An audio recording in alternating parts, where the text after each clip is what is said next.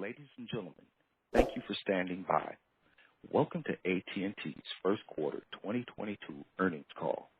At this time, all participants are in a listen-only mode. If you should require assistance during the call, please press star, then 0, and an operator will assist you offline. Following the presentation, the call will be open for questions. If you would like to ask a question, please press 1 and then 0, and you will be placed in the question queue. If you are in the question queue and would like to withdraw your question, you can do so by pressing 1 and then 0. As a reminder, this conference is being recorded. I would like to turn the conference over to our host, Amir Rozwadowski, Senior Vice President, Finance and Investor Relations. Please go ahead. Thank you, and good morning, everyone. Welcome to our first quarter call. I'm Amir Rozwadowski, Head of Investor Relations for AT&T. Joining me on the call today are John Stankey, our CEO, and Pascal Desroches, our CFO. Before we begin, I need to call your attention to our safe harbor statement. It says that some of our comments today may be forward-looking. As such, they're subject to risks and uncertainties described in AT&T's SEC filings. Results may differ materially. Additional information is available on the Investor Relations website. And as always, our earnings materials are on our website. With that, I'll turn the call over to John Stankey. John? Thanks, Amir, and good morning to all of you. Appreciate you joining us this morning. 2 weeks ago, we reached a major milestone in the repositioning of our business with the completion of the Warner Media Discovery transaction less than 11 months after announcing the deal. I'd like to thank everyone who played a role in getting this across the finish line in good time and with a little drama, just as we promised you. I'd also like to share how proud we are of the entire Warner Media team. David inherits an organization with one of the best global portfolios of beloved intellectual property, a team with unparalleled talent, and one of the few truly global direct-to-consumer players, is evidenced by the continued growth in HBO Max and HBO subscribers, which closed this quarter at nearly 77 million globally, up 3 million from last quarter, and nearly 13 million year over year.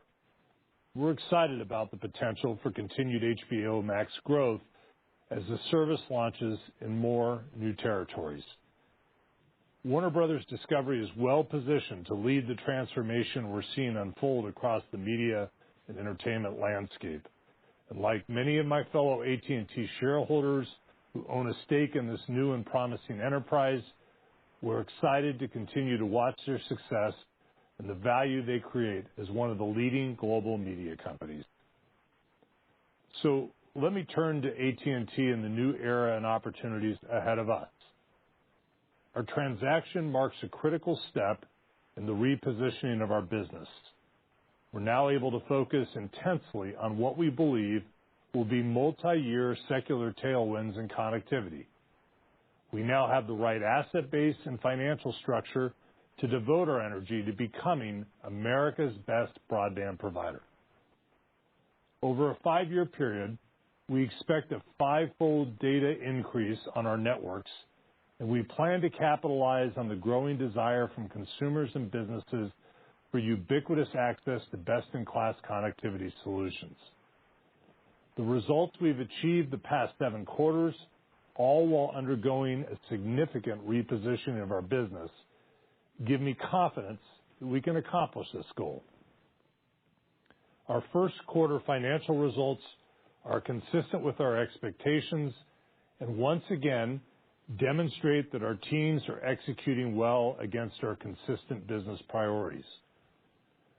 We're seeing record levels of net additions in mobility and consistently strong AT&T Fiber growth thanks to our disciplined and consistent go-to-market strategy.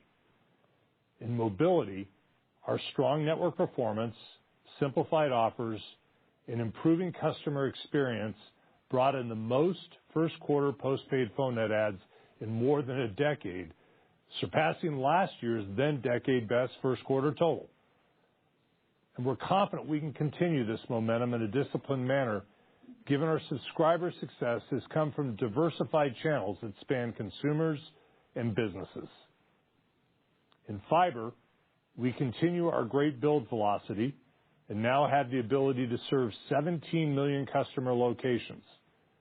This expansion continues to allow our business to grow, and this quarter, we achieved overall broadband subscriber and revenue growth as our fiber net adds more than offset legacy non-fiber broadband losses. And I'm pleased with the improved fiber momentum we're seeing with our multi-gig plans launched early in the first quarter. It's also noteworthy that we're experiencing improved subscriber growth following the introduction of our straightforward pricing across the fiber portfolio, which does away with discounted introductory pricing. This improvement in share gains suggests that consumers are finding value in higher quality services when they're made available to them. So taking a step back, let's review our progress over the last 7 quarters. During that time, we've added industry-best subscriber totals of more than 5.3 million in postpaid phones and nearly 2 million in AT&T Fiber, as our fast-growing fiber revenues now make up nearly half of our consumer wireline broadband revenues. This is real and sustainable momentum. We also continue to emphasize effectiveness and efficiency across our operations. As we shared at our Analyst Day last month, we expect to achieve more than $4 billion of our $6 billion cost savings run rate target by the end of this year. Our focus on driving efficiencies continues to show tangible results from our network build-out to customer experience. As we told you, we're initially reinvesting these savings to fuel growth in our core connectivity businesses. However, as we move to the back half of this year, we expect these savings to start to fall to the bottom line. Our success over the past 7 quarters can also be attributed to our focus on better recognizing and delivering on what customers want. Our mobility and fiber net promoter scores are up year over year, and near historically low churn levels across all businesses demonstrate how our improvements to the customer experience are real and delivering a positive impact. Our business wireline unit continues its transformation. As we move through this year, we had planned to accelerate the pace at which we reposition the business as we focus our energy on growing repeatable core connectivity and transport solutions where we have owners' economics. At the same time, we'll continue to rationalize reselling low-margin third-party product and services. The expansion of our fiber footprint is enabling our business portfolio to target significant opportunities in the small and medium business market, allowing us to capture a greater portion of the opportunities in core transport and connectivity. In addition, as we open up relationships with more customers, we'll have incremental opportunities to continue our growth in business wireless. We expect to take advantage of these near-term opportunities to help stabilize our business wireline unit as we simplify the portfolio and grow connectivity with small to medium-sized businesses, complementing our leading enterprise position. As we thoughtfully fuel growth for services powered by our owned and operated connectivity assets, we're also being deliberate in how we allocate our capital. We've taken significant steps to improve our financial flexibility, and we're now in a much better place to grow our business as we significantly invest in the future of connectivity through 5G and fiber. With the completion of the WarnerMedia Discovery transaction, we've monetized more than $50 billion of assets since the beginning of 2021, and with this transaction, we reduced our net debt by approximately $40 billion in April. As we share, we feel as though we're really well suited to navigate this unique moment in time. This leaves us in a much better position to pay down debt. In fact, we've already addressed some of our near-term maturities, and paid off over $10 billion in bank loans. This improved financial posture gives us the flexibility to carefully and prudently use the balance of the WarnerMedia proceeds to reduce our outstanding debt by opportunistically using the evolving higher rate environment to redeem debt securities at lower prices while also working to reduce cash interest. In addition, our expectations for continued strong cash generation provide us with incremental capabilities to reduce leverage while still paying an attractive dividend yield near the top of the Fortune 500. This improved financial flexibility also allows us to pursue durable and sustainable growth opportunities that offer future upside for customers and shareholders. If you couldn't tell, I'm proud of all the work the team has accomplished to reposition the business over the last 7 quarters and could not be more excited about this next chapter for AT&T. I know our teams are thrilled about the momentum we're generating with our deliberate and focused approach in attracting and retaining customers. I'll now turn it over to Pascal to discuss the details of the quarter. Pascal? Thank you, John, and good morning, everyone.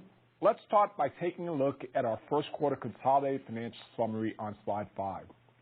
It's important to note that our first quarter consolidated results include the contributions of WarnerMedia, and that last year's first quarter included results of our U.S. video business and Vrio. Accordingly, our reported results do not provide a clear reflection of our business on a forward-looking basis.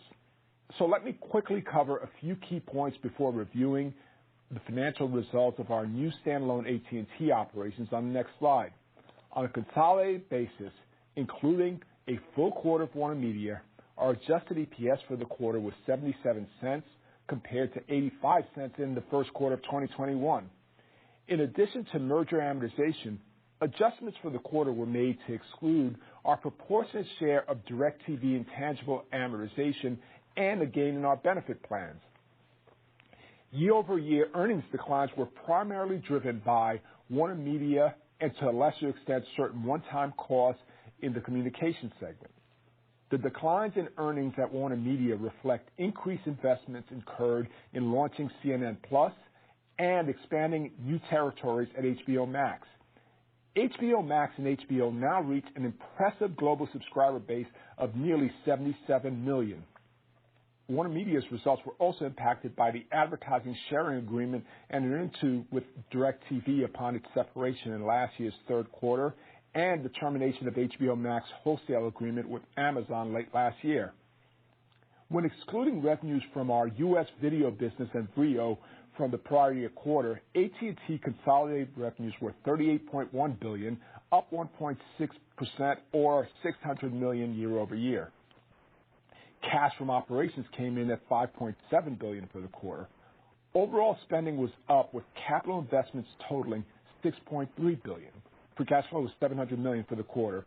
WarnerMedia had declines of $2.6 billion in free cash flow year over year. This decline was driven by $1.2 billion in lower year-over-year securitization of receivables in advance of the transaction, $600 million in higher cash content spend, increased investments in HBO Max global footprint and ramp up for the CNN Plus launch, as well as NHL right payments and other working capital changes. Now let's look at our financials for the new standalone AT&T on slide 6. On a comparative like-for-like basis, our financial results for the quarter are in line with our expectations for how we expect the year to trend. However, our subscriber metrics came in better than we expected as market conditions remain strong. This gives us confidence in the annual guidance provided at our recent Analyst Day.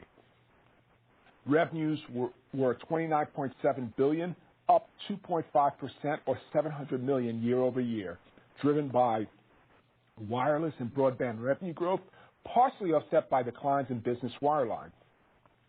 Adjusted EBITDA was flattish year over year, as lower retained video costs were offset by peak impact from our 3G network shutdown, continued success-based investments in wireless and fiber, and the launch of multi-gig fiber plans. We remain confident that Q1 will be the trough in our year-over-year adjusted EBITDA trajectory. We continue to expect the year-over-year trend line to progressively improve through the year. On a comparative basis, adjusted EPS for the quarter was 63 cents versus 58 cents in the first quarter of 2021 due to higher equity income from DirecTV and lower interest expense. Cash from operations came in at $7.7 billion for the quarter. Overall spending was up year-over-year with standalone AT&T capital investments of $6.1 billion. Free cash flow was $2.9 billion. As expected, cash flow this quarter was affected by several factors. First, higher capital investments as we ramp fiber deployment and prepare to deploy our 5G mid-band spectrum bands in the back half of the year. Second, the absorption of 3G shutdown impacts. Third, increased employee incentive compensation benefits paid in Q1. Fourth, lower proceeds from securitizations. DirecTV cash distributions were $1.8 billion in the quarter, which is modestly better than the $1.5 billion contribution in last year's first quarter. We continue to expect about $4 billion in distribution from DirecTV for the year, so we do expect some moderation. Given that Q1 is a seasonally low quarter for free cash flow and many of the factors impacting free cash are not expected to repeat, we remain confident in the guides we provided you during our Analyst Day to achieve free cash flow in the $16 billion range for the year and on a standalone basis. Looking forward, we expect to incur restructuring charges over the next few quarters as we continue to execute our transformation initiatives.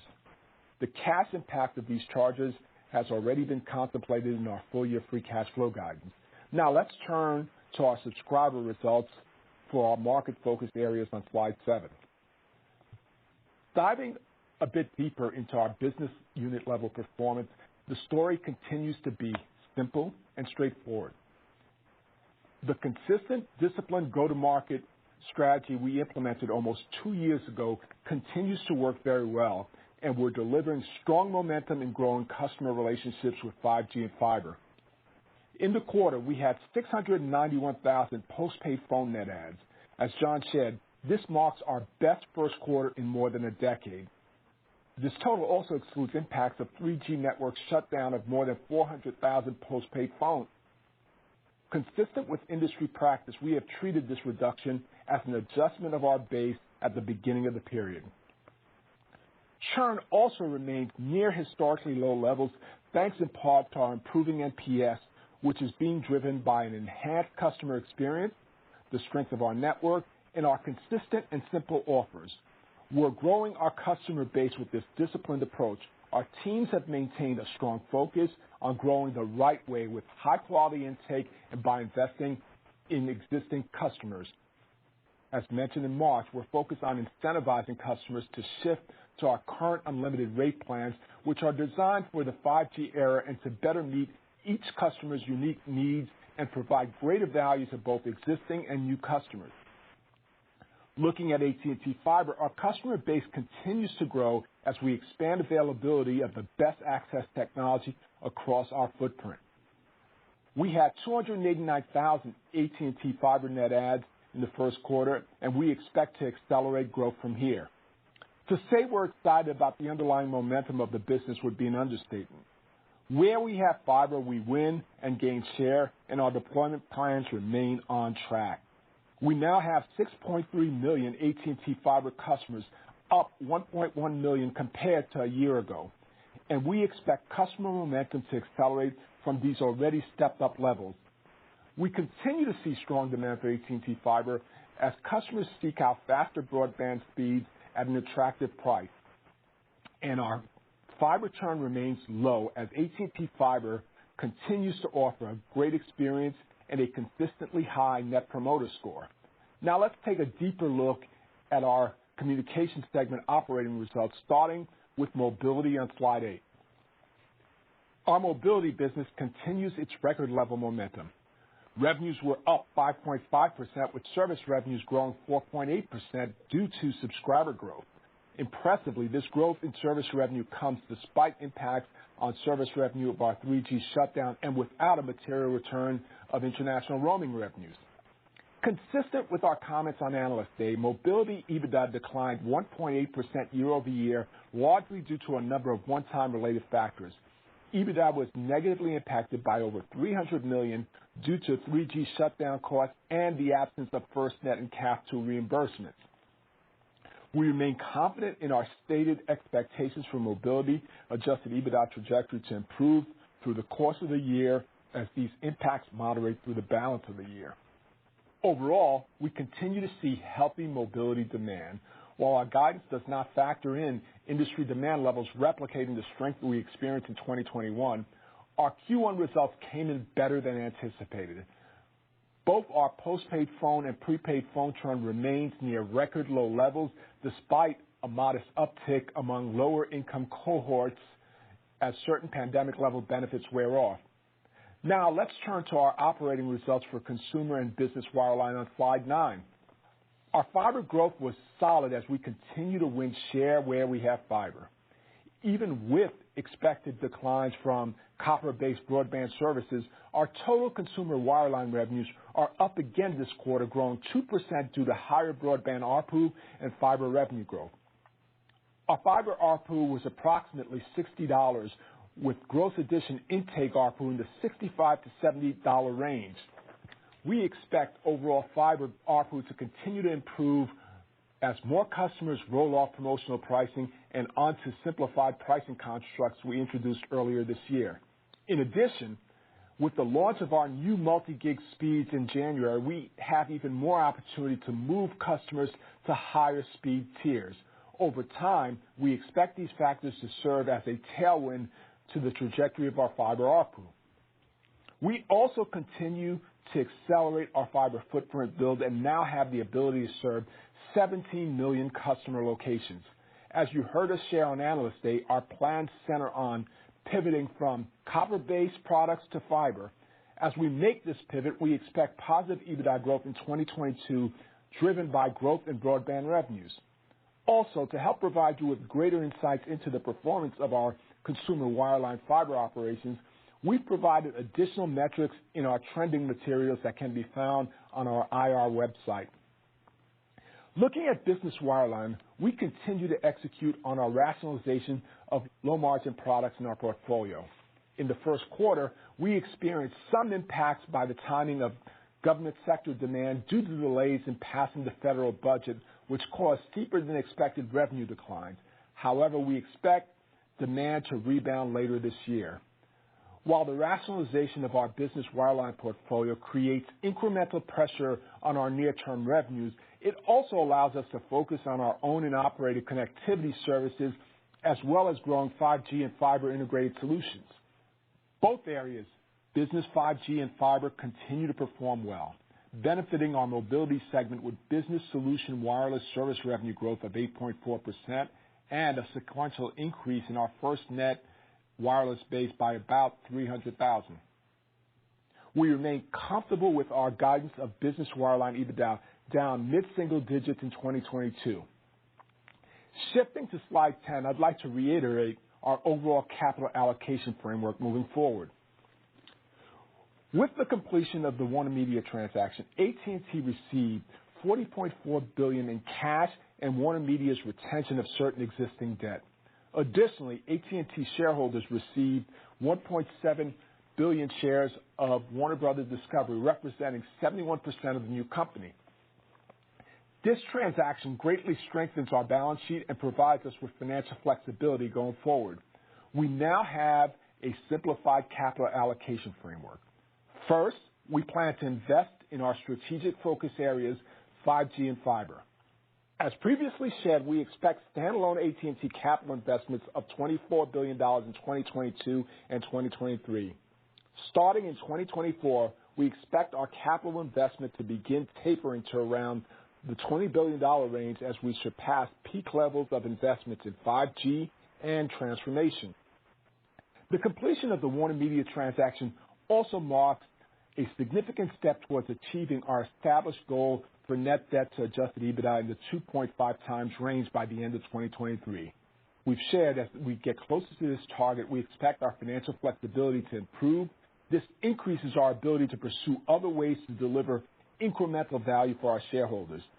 As previously shared, we expect to deliver annual total dividends of around $8 billion, which represents $1.11 per common share. This remains an attractive dividend and places AT&T among the very best dividend-yielding stocks in the U.S. Now, let's take a step back and look at the free cash flow generation expected from our business.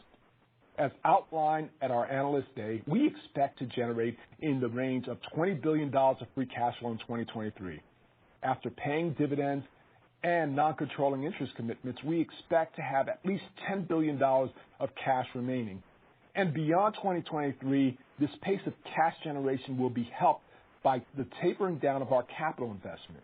This is why we continue to feel very comfortable with our capital allocation plans. As I've stated, we're in a much stronger financial position to pay down debt.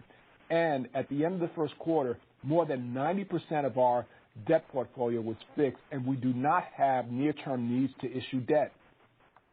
In April, we improved our net debt by about $40 billion and paid down over $10 billion in bank loans, providing us with a lot more financial flexibility. We also provided notice that we plan to redeem an additional $12.5 billion of bonds by mid-May, reducing our near-term maturities.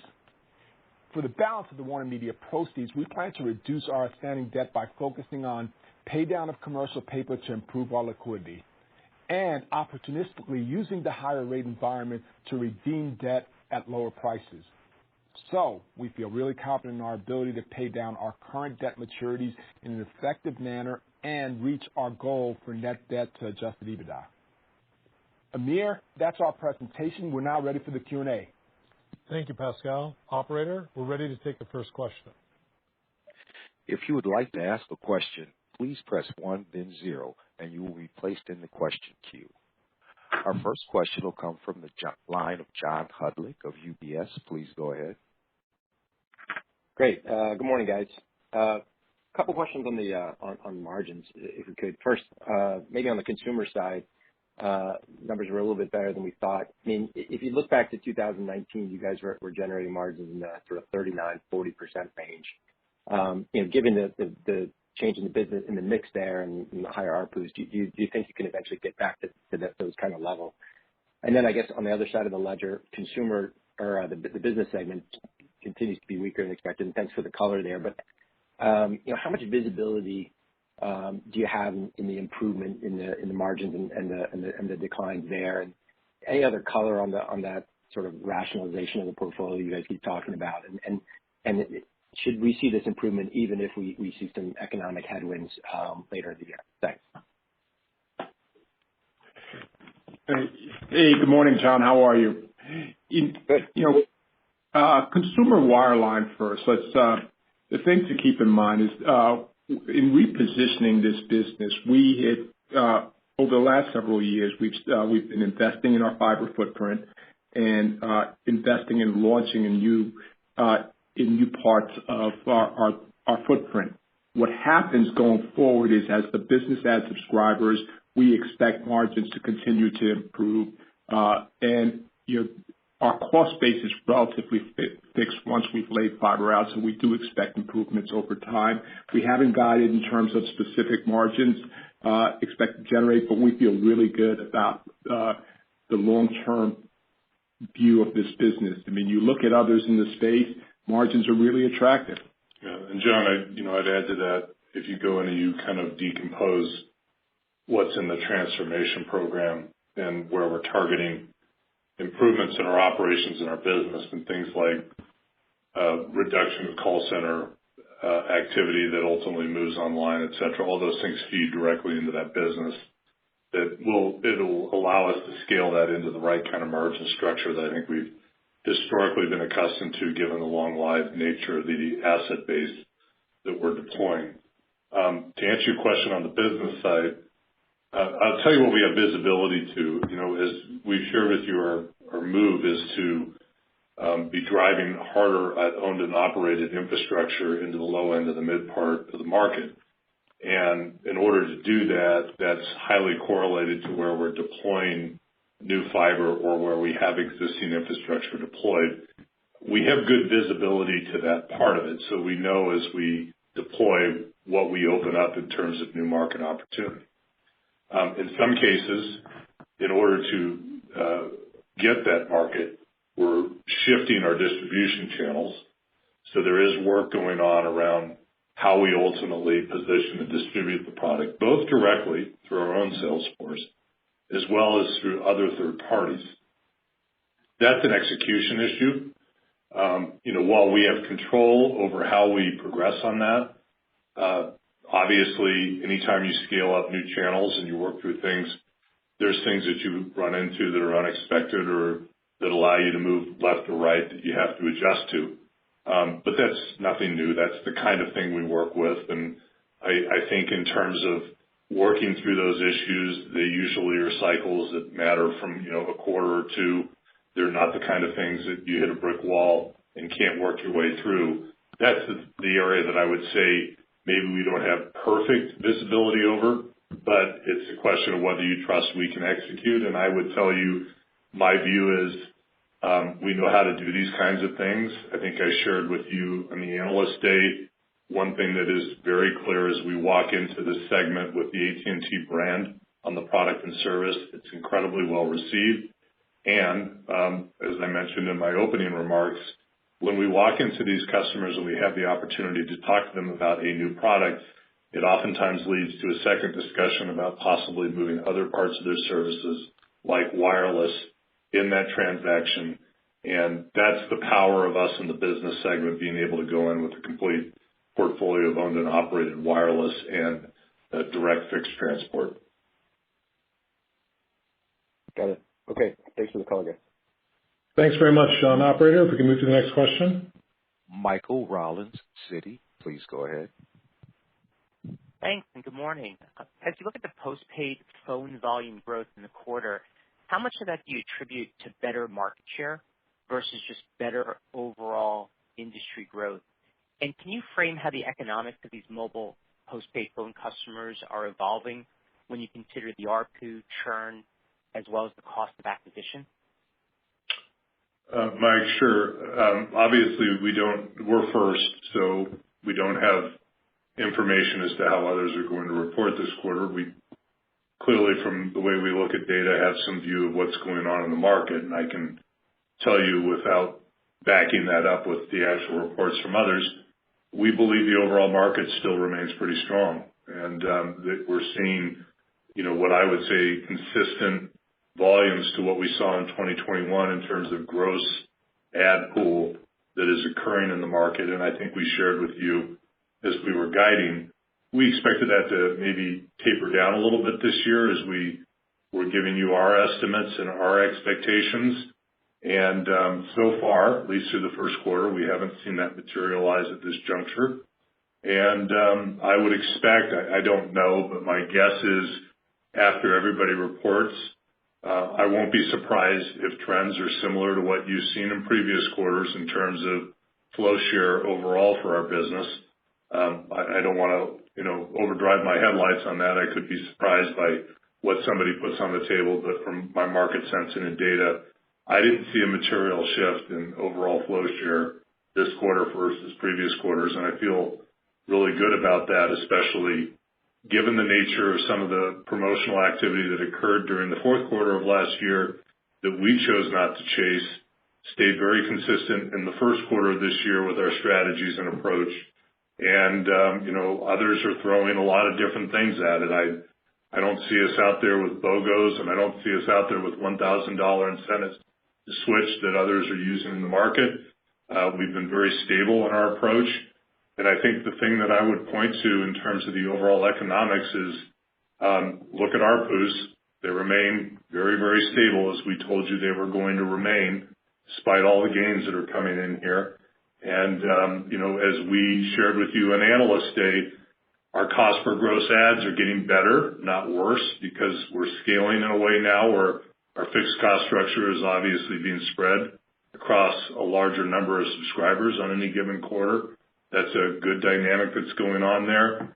And our churn numbers continue to be very, very strong, with our customer life cycles actually looking better than, what they've historically looked. That means better value. So as we've been sharing with you all along, feel really comfortable that the economics of these customers that we're bringing in are no different right now than they were a quarter ago or 2 quarters ago or 3 quarters ago, and we'll take these customers all day long.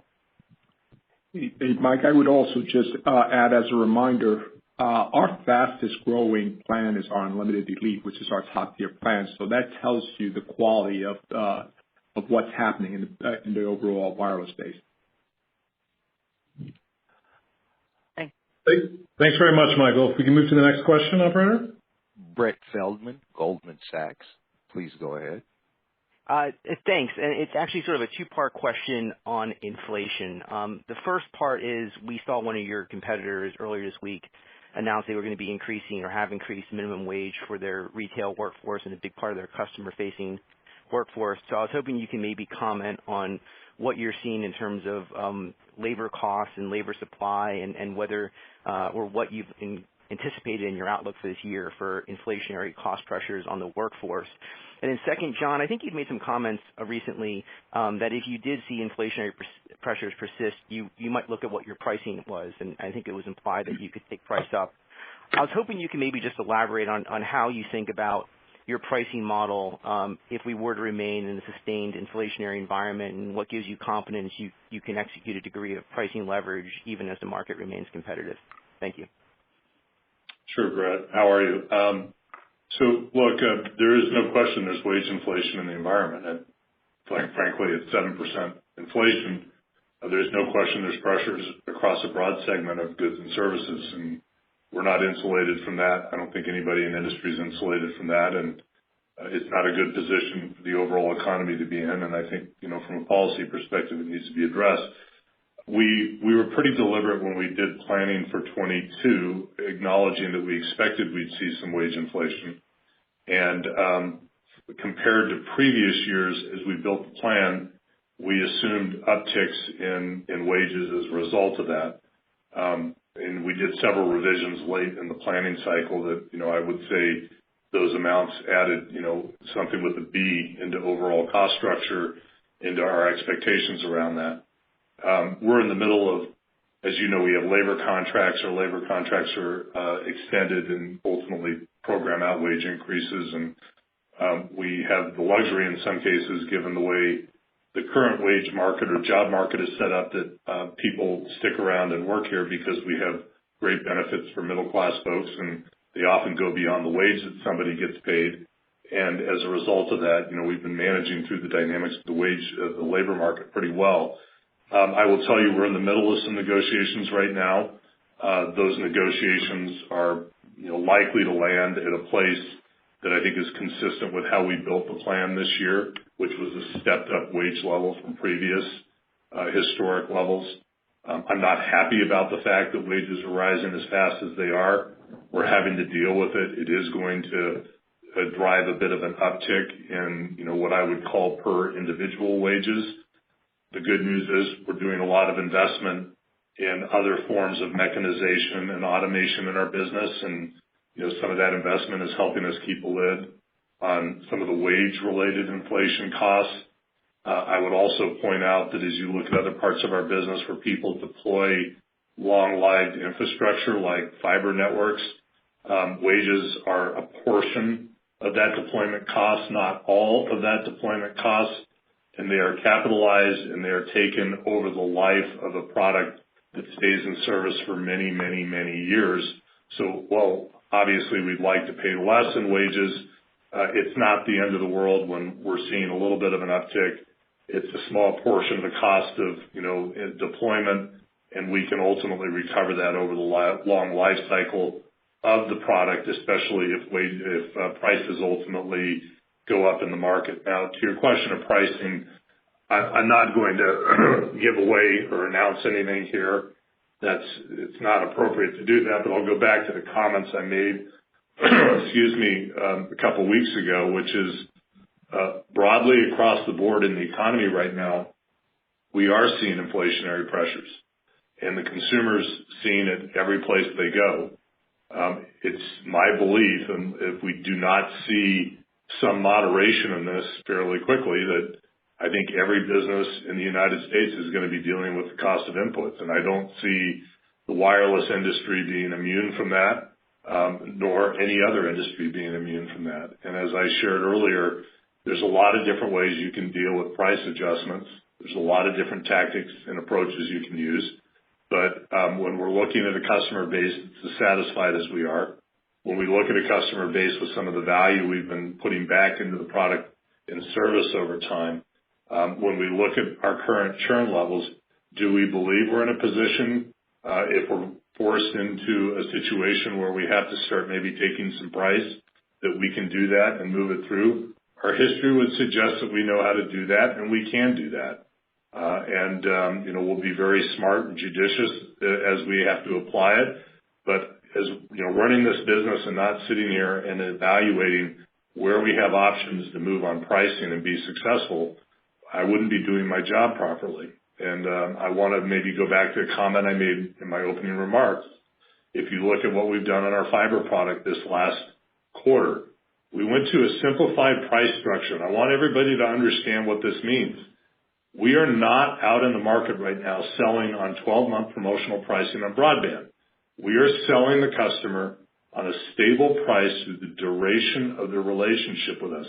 In many cases, we're in the market at a minimum of $10 higher to the promotional price that cable or the other broadband competitors have in the market. And our volumes were still stellar, and they're continuing to grow, and we're doing incredibly well in that market. And it's a reflection of the value of the product and the service that we're bringing in that we're able to do that. It's an example of us being able to smartly understand where there's value and where there's opportunity for us to work the overall value equation, including price, to be able to manage our business effectively, and we'll continue to do that. Thank you. Thanks very much, Brett. Operator, if we can shift to the next question. Phil Cusick, J.P. Morgan, please go ahead. Hey, a couple follow-ups first. Let's dig into the postpaid phone ads a little more this quarter. Was there any impact from your own 3G shutdown on the reported ads?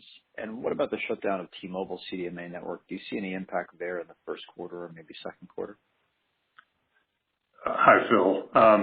The short answer is no on the first one. As you know, we don't, when we count net adds, a migration of a 3G customer to another service plan isn't a net add. That's just a migration.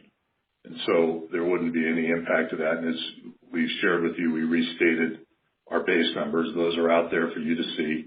And so I think everything, you can look at, including looking at ARPU characteristics after the restatement, you should look at it. And I would actually say this is probably one of the best air interface transitions I've ever seen when I think about the shutdown of the 2G network and now the shutdown of the 3G network on a proportional basis in the number of subscribers and what we were able to do here.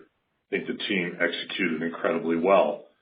Relative to the flow share in the market today, I think we have seen over the last, several quarters, Sprint is, an issue for T-Mobile to migrate and manage. And I know they're having to touch that base as they're shutting down the CDMA network and moving things through. And anytime you do that, that can be disruptive to a customer base. And I think we've, benefited in some flow share from Sprint customers who have been evaluating what they want to do and see AT&T as a good choice and a good value as they make that decision as to whether or not they want to get a new handset and who they want to get it with. And there has been an element of that in the flow share in the market over not just this last quarter, but several quarters as this has been going on. And there was an element of it in this quarter, but I don't think it was anything that was out of pattern from what we saw in previous quarters.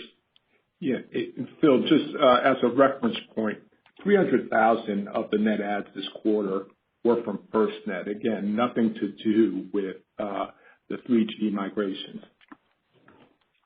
Okay. And then second, if I can, you've got a guide out there for 3% plus wireless service revenue growth. You did 4.8% this quarter. Is there I mean, there's comping issues, but anything in the numbers that we should think is going to be a headwind that would drive a significant deceleration? Thank you. Look, we feel really good about how the business is performing, and we got into 3% plus. As you've heard from John previously, this management team is in the realm of trying to put up guidance on a conservative end of a spectrum. With that said, the one thing I would remind you, as you move through next quarter, we're going to have a full 3-month impact of the 3G migration, so that is going to hit ARPU some, but we feel really good about the overall pace of the business and how we're executing. Thanks, Pascal. Thanks very much, Phil. Operator, if we can move to the next question. Simon Flannery, Morgan Stanley, please go ahead. Great. Thank you very much. I wonder if we could talk about C-band a little bit. I think you said that you would be ramping the deployment later this year. If you could just give us some updates on when we expect that to really start scaling and what you're seeing in the supply chain then. And there's been a lot written about fixed wireless recently. We've seen some good momentum in that market. As you get the C-band up, what do you think in terms of out-of-market opportunities or even the opportunity to upgrade some of your DSL base that may not be getting fiber anytime soon or non-fiber base? Thanks. Hi, Simon. So the scaling on C-band is happening now, and it will continue. We're not, as we told you, we're deploying mid-year. That's when we have the right kind of equipment for our one-touch work between the two different spectrum bands that we can touch the tower once and move through. We have capabilities to do pre-work on that. Obviously, there are things that we can deploy today to get ourselves ready, make sure that we're in the right position, and we can start spending on and be in a position to scale that turn up pretty rapidly as we hit mid-year. So I'd say, as we told you, you're already seeing it move into some of the capital numbers in this quarter, and it will continue to ramp as we move through the middle of the year. And then that positions us to do the rapid turn up in the second half of the year and hit the POP targets that we've communicated to you through the Analyst Day. On supply chain, I'm conservative on this. I don't ever want to say we're in good hands, but here's the dynamic that I think is occurring. I actually think for the industry in aggregate globally, there are going to be some supply chain pressures, at least from what I know of where chip manufacturing is that's going back into some of the key OEMs. However, I think what you should keep in mind is that the North American market is an incredibly profitable market for providers of equipment on a global basis. If you were to start ranking it relative to other continents, it is the most profitable market of any continent out there. And so as a result of that, if you're into a situation where there's some degree of constraint, I think if you're an equipment manufacturer, you have the motivation to make sure that you supply your most profitable market first. And as a result of that, I don't want to say that we're out of the woods, but I think that we're likely to see a prioritization given the dynamics of this market that may put other parts of the globe a little bit lower down the list in terms of availability of equipment and services moving forward. So right now, I think we have a good handle on things that our vendors are telling us they can meet our build expectations. We've done a lot of second-order diligence on our equipment. We're not just taking their word for it. We look at sourcing on key components within it. We can't do every element, and sometimes it's the smallest and silliest things that end up causing a problem. We've looked at the harder things like at chip levels and feel that there's confidence in those estimates right now that they can bring them through. And so I'm not expecting that to be a problem, but as you know, the global supply chains are fragile right now, and crazy things happen, whether it's neon gas coming out of the Ukraine or whatever, and we'll continue to work through that. On the fixed wireless side, I think you hit the nail on the head. Look, we have hundreds of thousands of fixed wireless subscribers already. we've used it pretty aggressively in parts of the business segment where a particular business customer that we support finds it to be the right and best solution for how their particular business is set up. We continue to believe that there are going to be applications for fixed wireless deployment moving forward, and we think our network will be well suited to do that after we get through the mid-band deployment. But to your point, it's going to be, what I would call use specific.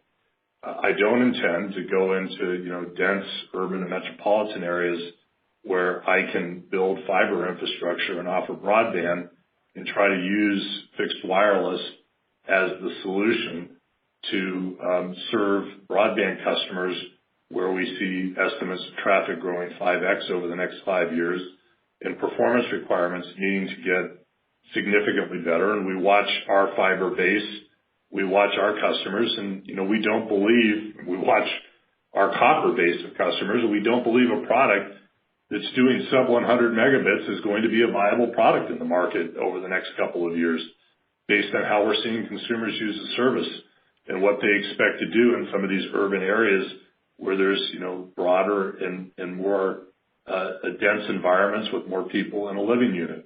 But there are clearly places in more rural areas where fixed wireless will be the best way to get the most amount of bandwidth out to a customer. And we believe we can play in those spaces, and there'll be some former ADSL locations where fixed wireless will be a substantial step up in opportunity, and there's going to be places where the government comes in with subsidy in very less densely populated areas that fixed wireless is going to be the solution.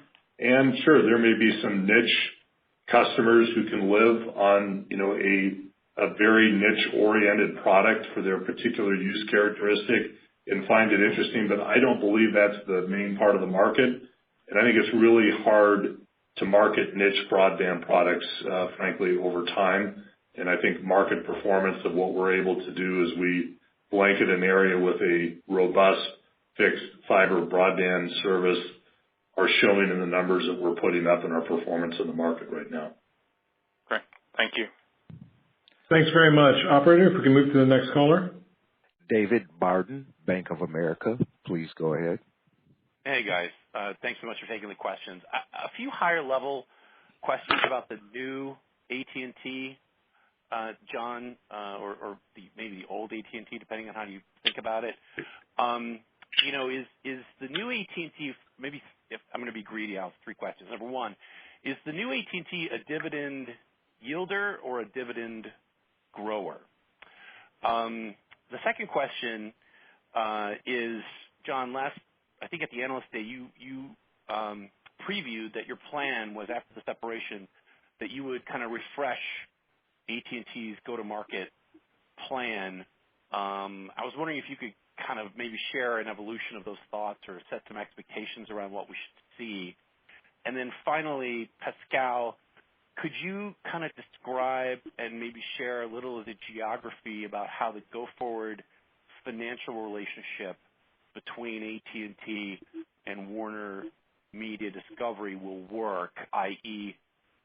offering HBO Max for free in the wireless business and those sorts of things? That would be super helpful. Thank you so much, guys. Hi, Dave. Let me give the front end. I'll try to do all three of them, and Pascal can jump in and offer anything he wants. I think we're a dividend competitor moving forward, meaning I want the dividend to remain at a competitive level relative to others out in the market, which means I'll pay attention to the yield of the dividend. As we've told you, as we move past 2023 and we start to think about what we do with discretionary capital as we have the balance sheet where we want it to be, the board's going to evaluate where the best returns come back into the business. And there's a lot of choices at that point. That could be what we choose to do on equity. It could be choose on what we choose to do with dividend. It could be choices on what we make within the deployment on new business opportunities within the business for organic growth. We'll evaluate those in the complete portfolio where we stand and the relative competitiveness of the value proposition of the AT&T equity with others in the market and adjust accordingly. And so, to answer your question, we'll pay attention to the yield, but I don't necessarily intend to every quarter look at it and say my expectation is that I have to grow the dividend in any given quarter relative to not answering the question of how do we stand competitively in the market and whether or not we think we've got the right kind of mix of how we're investing our capital and deploying it within the business. When you ask about refreshing the go-to-market plan, I think could possibly be two things you're driving at. One could be comments I've made about what we're doing to refine the brand. If that's, kind of the angle that you're going after, is that where your question is? I think more specifically, John, the market's seen your kind of, and you highlighted this as a positive. Your very consistent go-to-market plan on customer retention, the new and existing customer handset upgrade plan. It's been pretty solid for almost 2 years now, and I think you hinted that there would be a change, and I think people were interested in hearing a little bit more about it. Well, there'll be a change when it doesn't work, and it's working just fine. And I'm probably not going to tell you what the change is going to be when it doesn't work anymore, because that would kind of be self-defeating. But it's working just fine. And I would have guessed maybe last year that we might be, hitting a point where we had to think about it differently. We're not. And I think that's great. We have thoughts on where our next path will go if we need to go down that path, but we're not at that point at this juncture. I love the momentum we're seeing. I think it was a great quarter.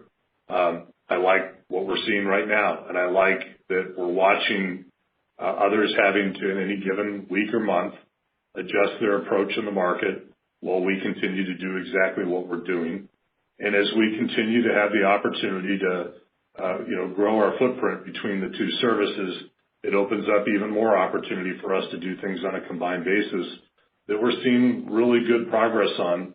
Admittedly, our new footprint is still relatively small. It will grow over time, but I'm really excited about what that means for us moving forward in the future. And I think, as I would stress, one of the things that's really important to understand is we're not getting our growth just through one set of go-to-market actions here. I know you're focused and you're thinking about what we're doing in the consumer space right now, but I want to stress, FirstNet has been really strong for us. What we're doing in the business customers that we have close relationships have been really strong for us.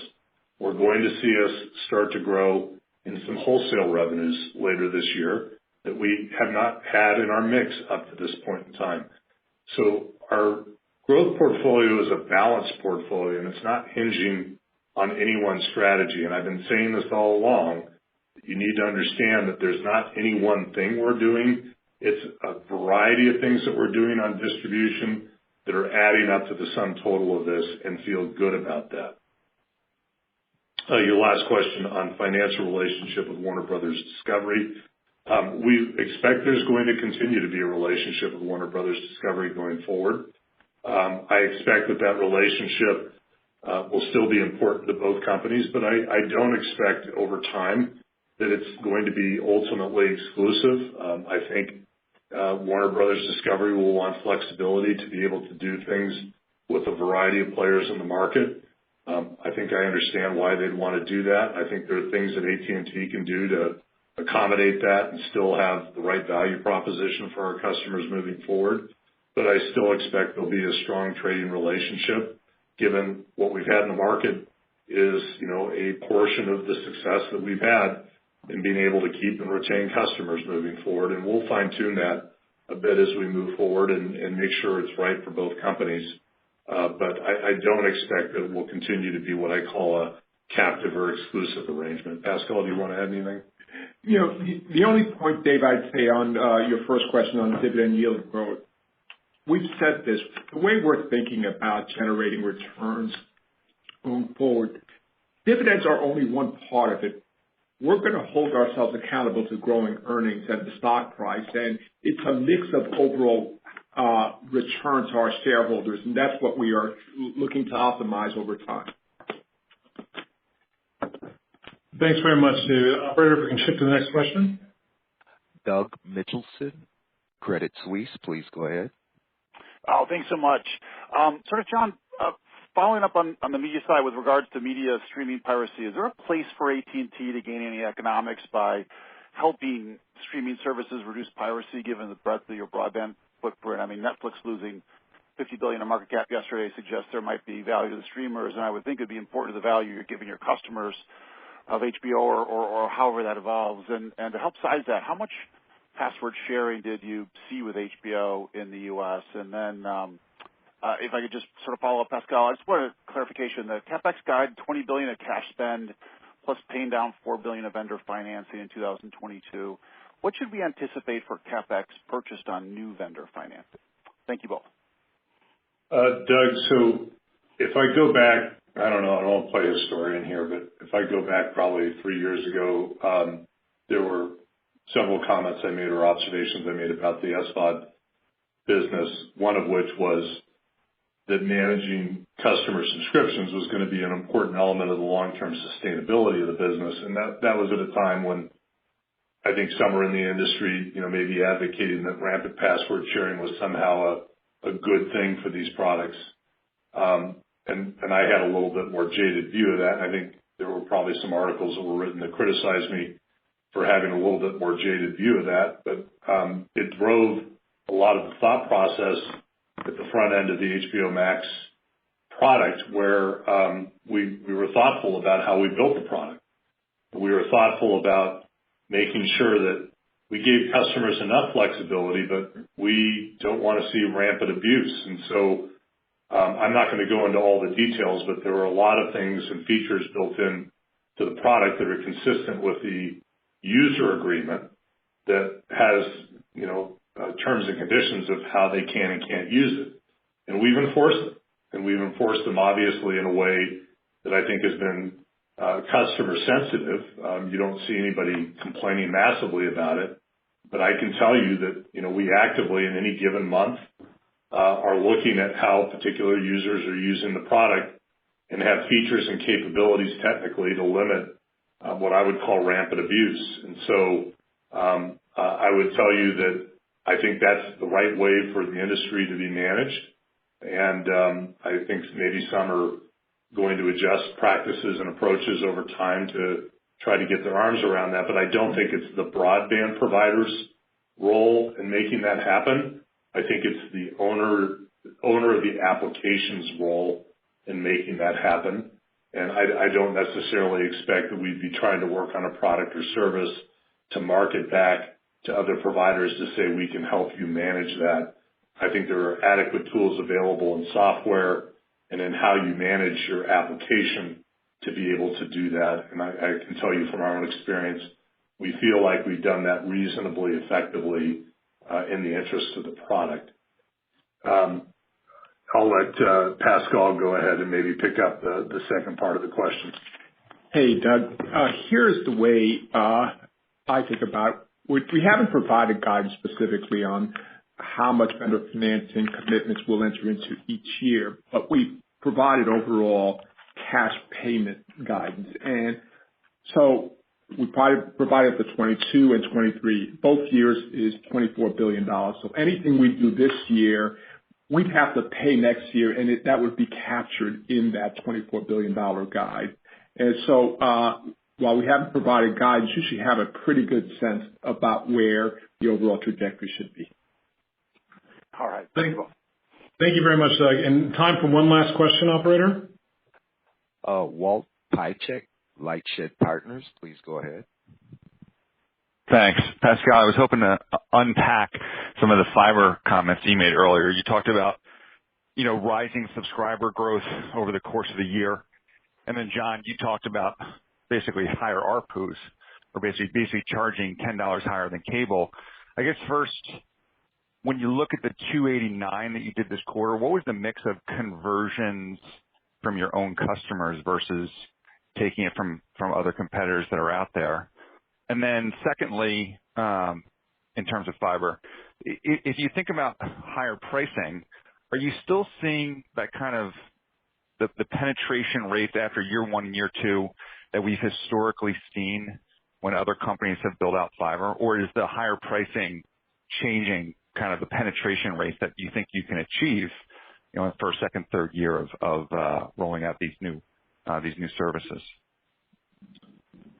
Yeah, well, let me see if I can answer your question, and Pascal can jump in if he wants to. First of all, we don't disclose the mix, but what I would say to you is what you should understand is we do give you some information that you should be able to understand that we're getting a healthy growth of new subscribers to AT&T. I think our aggregate share numbers in broadband in the market today, and you know where those stand. We've shared with you that our pen rates after we're in the market about 3 years has roughly an equal split of market share, which is a substantial increase to where our aggregate market share in our broadband business previously stood. You can't, in a 3-year period of time of fiber growth, to get to equivalent market share in an area, do that without taking customers from the other side of the house. It's mathematically impossible to do that.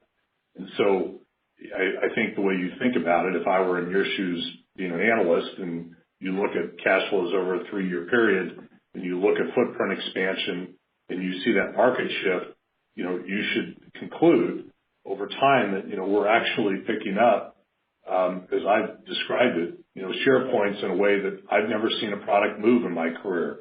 Now, admittedly, we put a lot of money into this infrastructure, and we should expect to see that kind of share point move, and we're getting it.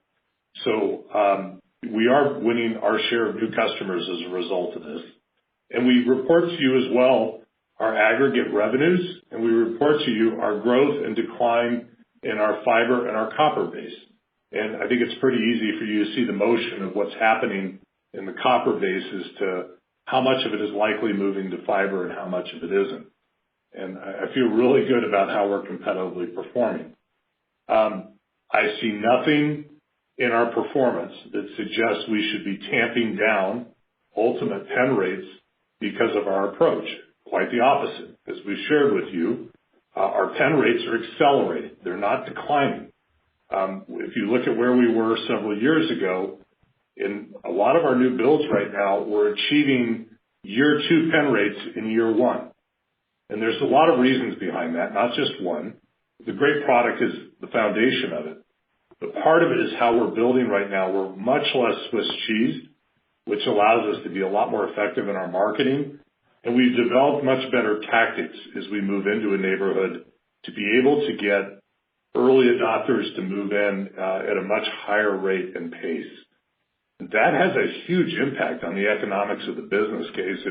If we sustain that moving forward, I'm going to frankly be relooking kind of the overall economics of the fiber business case, because one of the big variables on leverage in the business case is if you can accelerate your penetration by a year, it dramatically improves, kind of the return characteristics.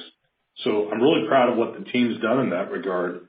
And we have no expectation by the time we get to year 3 that that's going to suggest that we shouldn't expect our split of the market as a result of that. Remember, we're not charging more to the customer.